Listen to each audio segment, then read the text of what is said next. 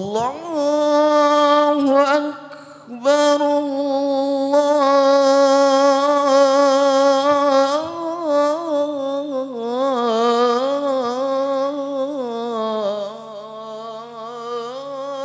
Akbar, Allahu Akbar, Allahu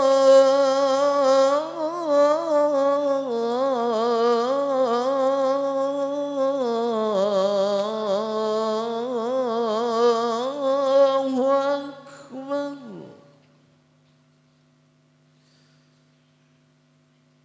Asyhadu an la ilaha illallah.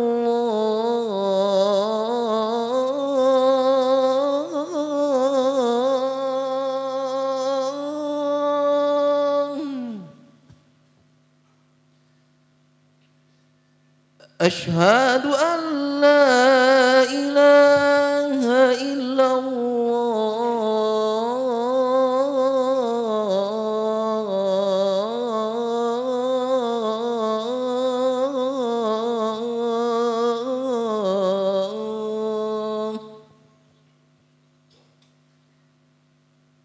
Asyhadu anna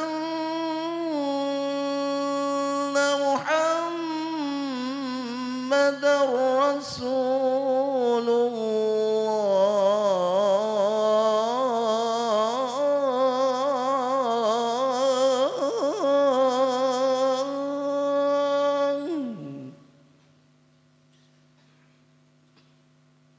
Asyhadu anna Muhammadar Rasulullah.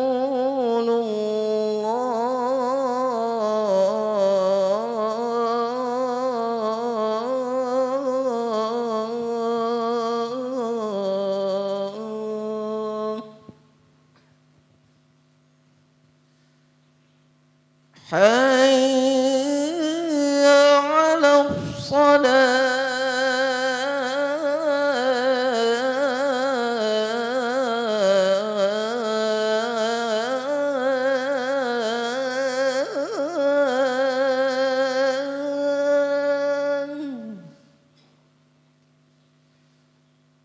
Hayya 'alas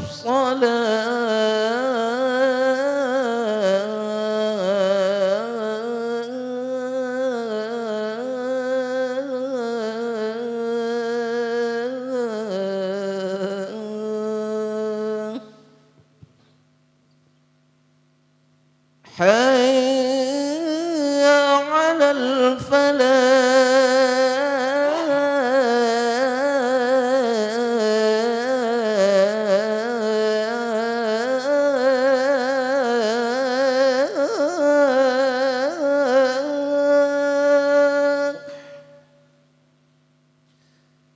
Hayya 'alal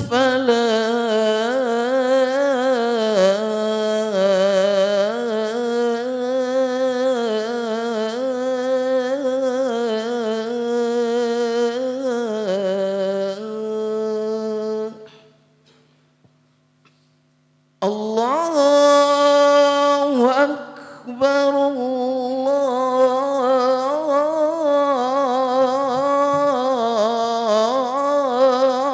Allahu Akbar. La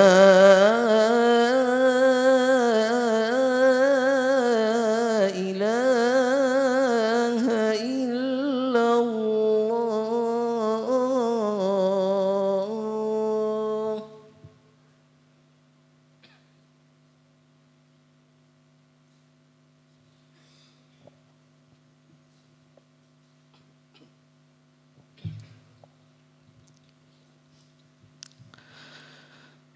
Alhamdulillah, alladzi arsala rasulahu bil huda wa dinil haqq liyudhhirahu 'alad dini kullihi wa kafa billahi shahida. أشهد أن لا إله إلا الله وحده لا شريك له وأشهد أن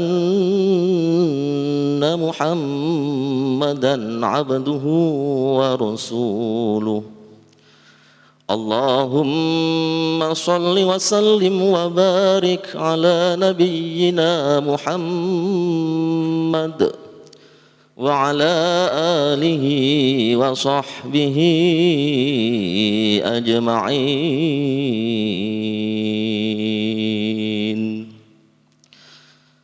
فيا أيها الحاضرون رحمكم الله اتقوا الله حق تقاته ولا تموتن إلا وأنتم مسلمون قال الله تعالى في القرآن الكريم أعوذ بالله من الشيطان الرجيم بسم الله الرحمن الرحيم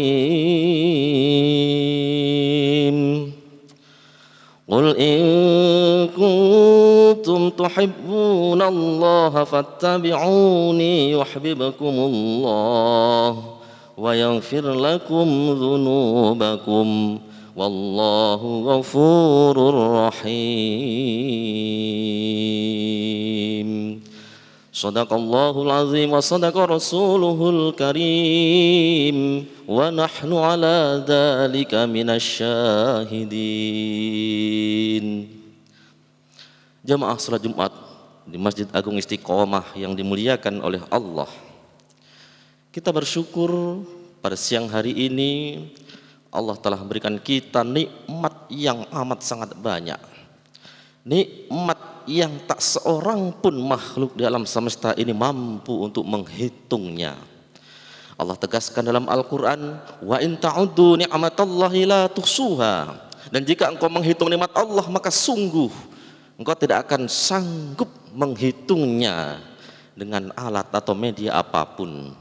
Maka kewajiban kita adalah bersyukur, tetapi ingat bahwa semua nikmat yang Allah berikan kepada kita semua ini kelak akan dipertanggungjawabkan di hadapan Allah.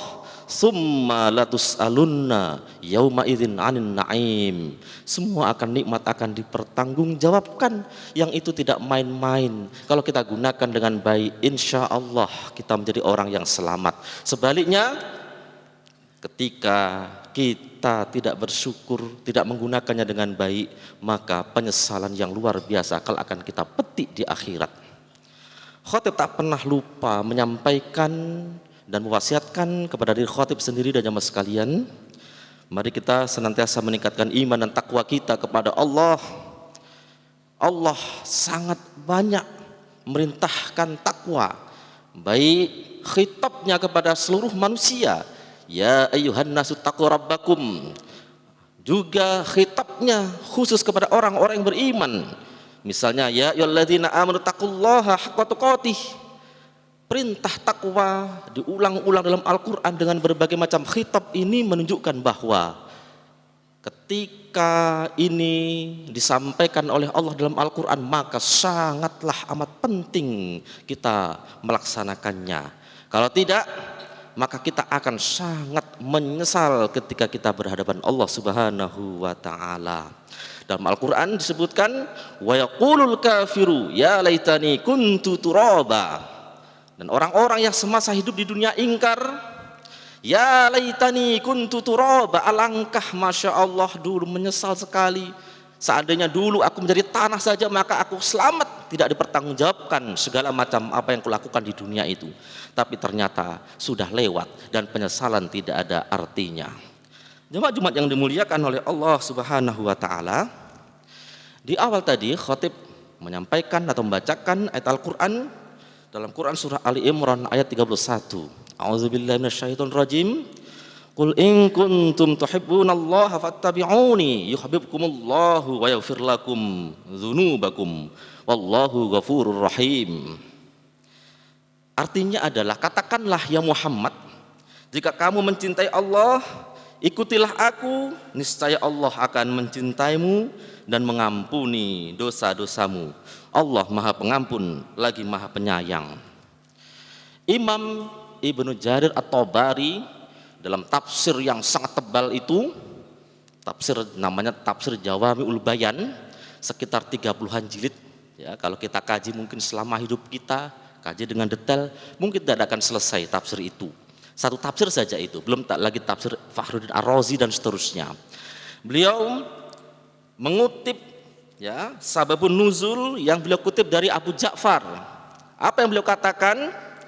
Ikhtarafa ahlu ta'wili fi sababi alladhi unzilat hadhil ayatu fih. Bahwa para ulama berbeda pendapat tentang apa asbabun nuzul, apa sababun nuzul ayat ini diturunkan kepada Nabi Muhammad. Faqala ba'duhum, maka sebagian yang lain menyebutkan bahwa unzilat fi qaumin, ayat ini diturunkan ke sebuah kaum, ke sebuah kelompok yang qalu ala ahdin Nabi sallallahu alaihi wasallam, yang pada saat itu orang-orang itu mengatakan inna nuhibbu rabbana. Orang-orang saat itu mengaku-ngaku, mengklaim dirinya adalah orang yang nuhibbu rabbana, orang yang cinta dengan Tuhan, cinta dengan Allah. Ya, fa amarallahu jalla wa azza nabiyahu Muhammadan sallallahu alaihi wasallam ayyaqula lahum. Kemudian Allah memerintahkan kepada Nabi Muhammad untuk mengatakan, in kuntum shadiqina fi ma taqulun fattabi'uni. Hei orang-orang yang ngaku-ngaku, orang-orang yang mengklaim dirinya sebagai orang yang mengikuti Allah, orang yang cinta kepada Allah. Kalau engkau benar-benar cinta, maka buktikanlah, fattabi'uni, maka ikutilah aku. Fattabi'uni, maka ikutilah aku. Benar-benar ikuti aku dengan sepenuh hati, dengan sepenuh perbuatan. Fa inna dzalika alamatu sidqikum fi ma qultum min dzalik. Kenapa? Karena ketika mengikuti Rasulullah Muhammad sallallahu alaihi wasallam berarti itu tanda alamat sidqikum, tanda bahwa orang tersebut benar-benar dia melaksanakan ataupun klaimnya itu benar bahwa dia cinta kepada Allah Subhanahu wa taala. Kemudian Imam Ibnu Katsir menjelaskan dalam tafsir Al-Qur'an Al-Azim, hadil ayatul karimah hakimatan. Ayat ini diturunkan sebagai hakim, sebagai penjudge, penilai ala kulli manidda'a, terhadap semua orang yang mengaku-ngaku, aku ini cinta Allah, aku ini sangat patuh kepada Allah, aku ini taat kepada Allah. Ya, maka ayat ini turun untuk menangkal, untuk membantah orang-orang tersebut. Mahabbatullah walaysa huwa ala tariqatil muhammadiyah fa innahu kadzibun. Kalau orang tersebut mengaku-ngaku cinta kepada Allah tapi kemudian dia tidak melalui at-tariqah al-muhammadiyah, jalan yang dilalui, jalan yang ditempuh oleh Nabi Muhammad, fa innahu kadzibun, maka orang tersebut sesungguhnya kadzib, bohong, dusta, fi da'wahu fi nafsil amr, maka orang tersebut sesungguhnya dia adalah pembohong dalam perintah itu. Hatta yatabi'a syar'a, sehingga orang tersebut mengikuti syariat al-Muhammadi wa dinan nabawi fi jami' aqwalihi wa ahwalihi. Dia mengikuti segala macam akwal, segala macam perintah-perintah Rasulullah, segala macam perintah Rasulullah yang tercantum dalam sunnah, kemudian wa ahwalihi, dan segala macam tingkah laku keteladanan Rasulullah sallallahu alaihi wasallam, dia senantiasa untuk melaksanakan dengan sebaik-baiknya. Jemaah Jumat yang dimuliakan oleh Allah Subhanahu wa taala, maka dari penjelasan sababun nuzul yang saya ambil dari kitab tafsir Imam At-Tabari, kemudian tafsir Ibnu Katsir, tafsir Al-Qur'an Azim, maka ada beberapa catatan penting bagi kita semuanya. Bahwa orang-orang itu sering mengaku-ngaku cinta kepada Allah dan Rasulnya, padahal ia tidak mengikuti, meladani Rasulullah SAW. Mencintai Allah dengan cara mengikuti dan meladani Rasulullah adalah perkara yang amat berat sesungguhnya. Abu Darda meriwayatkan hadis Rasulullah sallallahu alaihi wasallam yang dikutip oleh Imam Al-Qurtubi. Beliau menyebutkan bahwa alamat hubbillahi hubbul Quran.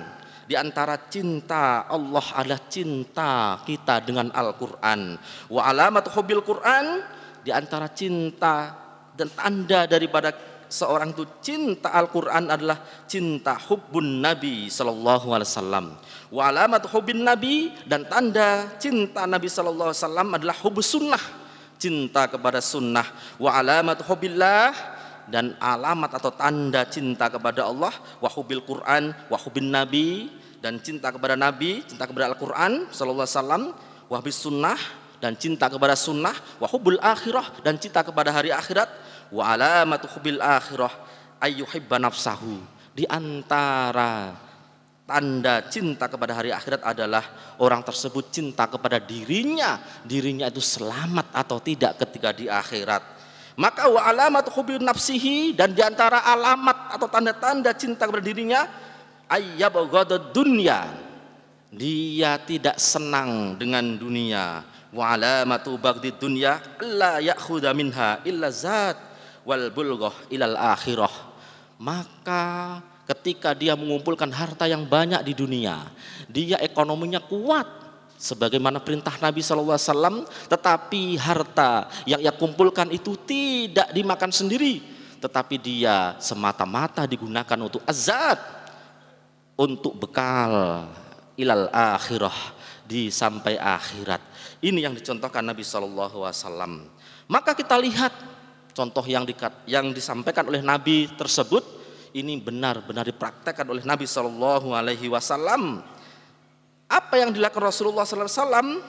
Maka Syekh Abdul Fattah Salman dalam kitabnya Amwalun Nabi Kasban wa Infaqan wa Taurithan mencoba menghitung kekayaan Nabi SAW. Kemudian dari hasil usaha beliau ini, beliau mencatat, Syekh Abdul Fattah Salman mencatat bahwa Rasulullah itu memiliki neraca dagangnya 1.216.343 gram emas. Kemudian atas usaha tersebut Rasulullah juga memiliki 1.251.601 gram emas atas pembiayaan atau investasi dan sedekah, serta 15 bidang tanah dengan masing-masing harga jual senilai 25,5 kg emas yang diwakafkan. Jika kita menghitung kekayaan Rasulullah itu dengan emas 1 gramnya 1 juta saja, maka total kekayaan Rasulullah adalah 2.468.326.500.000 rupiah, kekayaan yang amat luar biasa. Maka tokoh intelektual ternama namanya Afzalur Rahman menyebutkan bahwa Rasulullah itu kekayaannya luar biasa, karena sejak masih remaja sampai usia 40 tahun beliau ini melakukan perdagangan sampai ke mancanegara, pengusaha yang sukses. Ini berarti ajaran Islam yang dibawa oleh Rasulullah adalah ajaran supaya umat Islam ini kuat dengan ekonominya. Islam tidak menghendaki umat Islam lemah dalam ekonomi. Yang dikehendaki adalah umat Islam ini sangat kuat ekonominya, sehingga disebutkan dalam hadis Nabi, al-mu'minul qawiyyu ahabbu ilallah minal mu'minid dhaif. Mukmin yang kuat itu lebih dicintai oleh Allah daripada mukmin yang lemah. Maka sungguh teladan yang sangat berat bagi umat Islam ketika harta Rasulullah yang sebanyak itu 2 triliun lebih sampai miliar, ratusan miliar itu, ketika Rasulullah wafat, maka harta tersebut tidak ditinggalkan untuk keluarganya, tetapi semuanya habis untuk perjuangan dakwah. Sampai ketika Rasulullah wafat, kalau kita mendengar kisah ini dari berbagai macam sirah nabawiyah dan seterusnya, maka kita akan menangis berapa jauhnya jarak kita dengan Rasulullah. Perjuangannya, harta yang segitu banyaknya habis ketika wafat. Beliau hanya meninggalkan kain kafan. Bahkan istrinya yang pertama sangat mendukung perjuangan Rasulullah. Seandainya perjuangan Rasulullah belum selesai, tapi kemudian harta sudah habis, maka tulang belulangnya Khadijah itu bisa digunakan untuk jembatan demi untuk menyukseskan dakwah Rasulullah SAW. Jemaah yang dimuliakan oleh Allah Subhanahu Wa Taala, Maka kemudian kita sebagai orang yang ingin dicintai oleh Allah, selayaknya atau seharusnya kita meneladani Rasulullah Shallallahu Alaihi Wasallam. Kemudian ada teladan yang kedua, selain daripada Rasulullah ada orang yang kaya dan sangat amat dermawan hingga hartanya habis untuk perjuangan. Yang kedua adalah perjuangan Rasulullah itu dalam rangka meningkatkan indeks pembangunan manusia. Kalau kita lihat sekarang ini Indonesia dengan jumlah penduduk 284,44 juta jiwa, dengan jumlah muslim 244,7 juta jiwa atau sekitar 87% dari populasi Indonesia, maka indeks pembangunan manusia ini hanya 0,728. Ini sangat berbeda dengan negara-negara maju di dunia yang indeks pembangunan manusianya sudah 0,970-an. Padahal Islam adalah agama yang sangat mementingkan indeks pembangunan manusia. Apa dalilnya? Yang pertama, indikator indeks pembangunan manusia itu yang pertama adalah Islam mewajibkan umat harus hidup sehat. Inna li jasadika 'alaika haqqon. Kita harus hidup sehat. Bahkan at-tuhuru syatrul iman. Kebersihan itu hingga dikaitkan dengan keimanan. Indeks pembangunan manusia, indikator-indikator ini sesungguhnya sama dengan ajaran Islam, tapi kita masih bawah urutannya di dunia kita ini. Indonesia ini masih 113 dari 193 negara yang ada di dunia, masih sangat jauh sekali dengan negara-negara maju. Yang kedua, Islam sangat mewajibkan hambanya berilmu pengetahuan. Indeks pembangunan manusia yang kedua adalah umat Islam tidak boleh ada yang ketertinggal dalam ilmu pengetahuannya. Ranking PISA kita ranking bawah, ya. Kemudian Global Innovation Index kita juga bawah. Ya, umat Islam saat ini kalah dalam peradaban dengan negara-negara maju. Maka kita semua harus menuntut ini, harus kita betul-betul usaha sehingga umat Islam menjadi umat yang kuat dan negara ini negara yang hebat. Kemudian yang ketiga adalah hidup layak. Islam sangat mewajibkan agar terpenuhi makanan bergizi, pakaian dan tempat tinggal yang layak. Tapi kemudian banyak warga negara menurut World Bank, ya, kita sekitar 60% warga miskin di Indonesia. Ini sungguh sangat menyedihkan bagi kita. Tadi sudah saya katakan bahwa umat Islam sangat banyak di Indonesia, tetapi kemudian orang-orang miskin ini juga masih sekitar 60% di Indonesia. Ini PR kita bersama. Maka dari itu, ketika kita ingin meneladani Rasulullah supaya kita dicintai oleh Rasulullah, maka ikutilah, teladanilah Rasulullah. Di antaranya adalah doa beliau yang diulang-ulang. Rabbana atina fid dunya hasanah wa fil akhirati hasanah wa qina adzabannar. Kita hidup di dunianya bagus, berkualitas, dan kita ketika menghadap Allah di akhirat, kita juga menjadi orang-orang yang beruntung. Saya kira demikian khutbah singkat pada kesempatan kali ini. Mudah-mudahan ada manfaatnya. Barakallahu li walakum fil Qur'anil azim wa nafa'ani wa iyyakum bima fihi minal ayat wa dzikril hakim wa taqabbala minni wa minkum tilawatahu innahu wal ghafurur rahim. Bismillahirrahmanirrahim.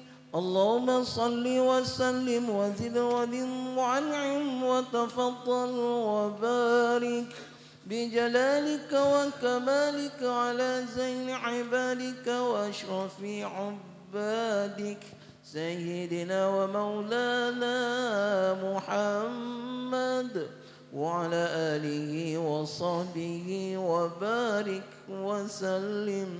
وسلم ورضي الله تبارك وتعالى عن كل صحابة رسول الله أجمعين. Innal hamdalillah nahmaduhu wa nasta'inuhu wa nastaghfiruh wa na'udzu bihi min shururi anfusina wa min sayyiati a'malina. Man yahdihillahu fala mudilla lahu wa man yudlil fala hadiya lahu.